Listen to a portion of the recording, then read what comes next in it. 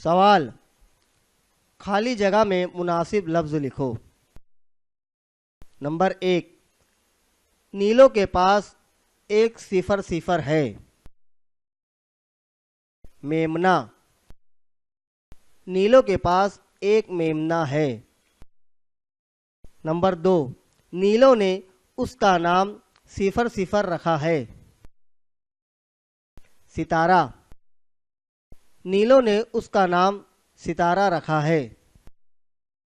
Number 3, नीलो जब उसे पुकारती है तो वो अपने कान सिफर सिफर है। हिलाता, नीलो जब उसे पुकारती है तो वो अपने कान हिलाता है।